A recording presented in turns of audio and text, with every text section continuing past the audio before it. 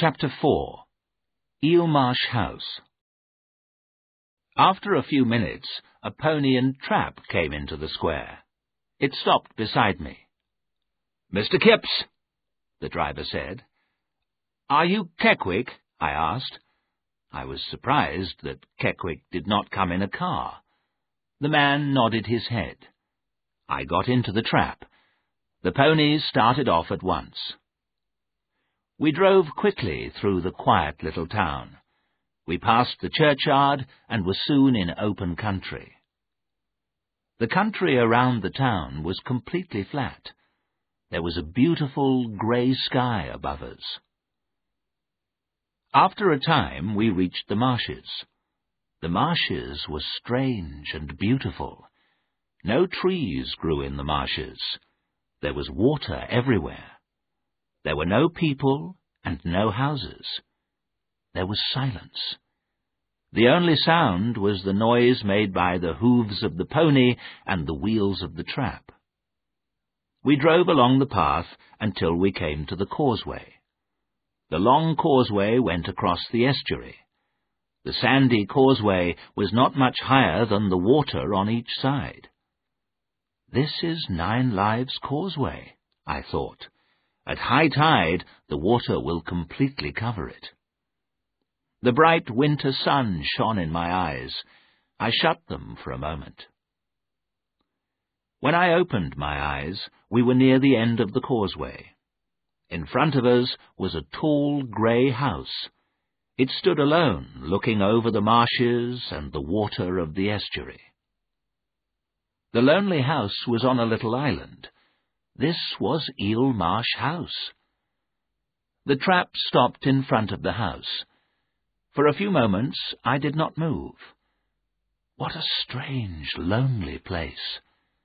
But the place was so beautiful that I did not feel afraid. I got out of the trap.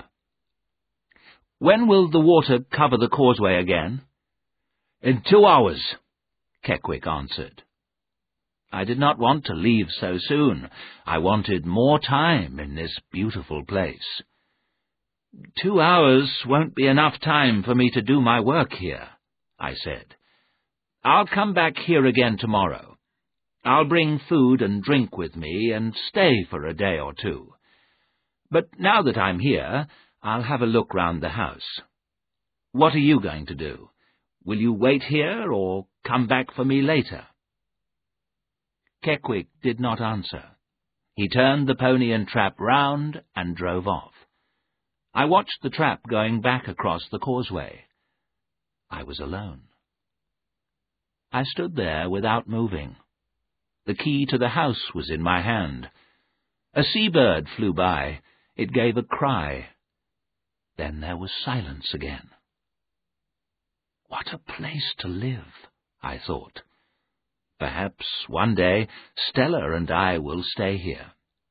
I wanted to be with her in this beautiful place. There was a field behind the house. It went from the house to the water. The setting sun made the water red. The wind from the sea was getting colder. At the end of the field, I saw a little church. It looked very old. It had no roof, and its walls were broken. Some old gravestones stood round the old building. It was beginning to grow dark. It was time to go inside the house. And then I saw the young woman again. She was standing beside one of the gravestones. It was the woman in black. She was wearing the same old-fashioned clothes. She looked pale and ill. Her eyes were dark in her pale face. Those eyes! How can I describe them? Her eyes were evil. They stared at me with a terrible hate. There was something the woman wanted from me, something she had lost. What was it? I began to shake with fear. I felt very cold. My heart beat faster and faster. I wanted to run, but I was not able to move. What was wrong with me? The woman stepped behind the gravestone. She had gone. My fear left me. I ran down into the graveyard. I looked for the young woman everywhere, but she had disappeared. There were the marshes, and there was the shining causeway. I was able to see for miles, but there were no houses. There was no place to hide. I did not understand it. Suddenly my fear returned. I ran back to the house. I did not look back. I was too frightened to look back. I reached the house and tried to open the door. My hand was shaking. At last the key was in the lock. I opened the door and stepped inside. The door shut with a bang. The sound went through the empty house. What had happened to me? Who was the woman in black? I did not believe in ghosts, but I had seen one.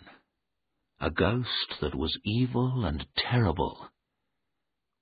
But I was inside the house now. I was safe. I smiled.